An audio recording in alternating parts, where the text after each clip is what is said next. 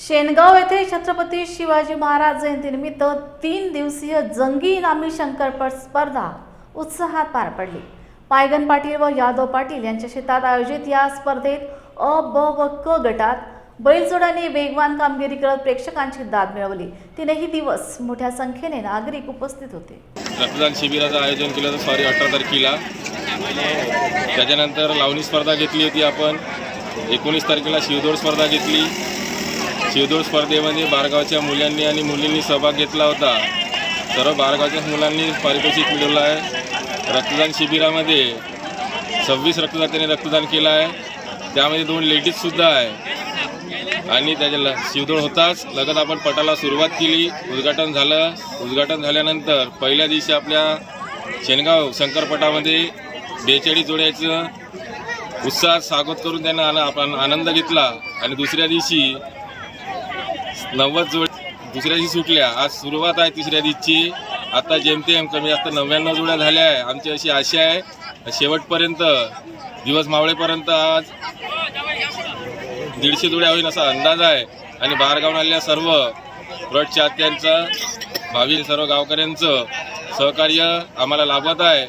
आणि तसंच पट कमिटी शिव महोत्सव समिती यांचं कार्य अतिशय जोमात आणि चांगलं चालू आहे। हे सतत कार्य सामोर जावं आणि असंच प्रेरणादायी प्रबोधनपर कार्य आमच्या शेनगावात होत राहावं आणि होत आहे। आणि समोरसुद्धा असंच होऊन समोरची येणारी पिढी भविष्यात घडावी या माध्यमातून आपण एक उपक्रम राबवत असतो शेनगावमध्ये आणि तो सुजन सफल असा संपन्न होत आहे। शेनगावमध्ये गेल्या फरवरी महिन्यापासून दिनांक 7 फरवरी ते 8 फरवरी राष्ट्रसंत तुकडोजी महाराज यांच्या पुण्यतिथीनिमित्त कार्यक्रम घेण्यात आले। त्यानंतर छत्रपती शिवाजी महाराज यांच्या जयंतीनिमित्त रक्तदान शिबिरामध्ये महिलांचा आणि पुरुषांचा खूप प्रतिसाद मिळाला आहे। त्यानंतर दिनांक 19 फरवरीपासून ते 31 फरवरीपर्यंत आपल्या इथे शंकरपट घेण्यात आलेला आहे आणि त्या शंकरपटामध्ये शेतकऱ्यांनी अत्यंत उत्साह दाखवून प्रत्येक आणि काय म्हणते की गावच्या शेतकऱ्यांनी उपस्थिती दाखवून अतिशय उत्स्फूर्तपणे याच्यामध्ये भाग घेतलेला आहे।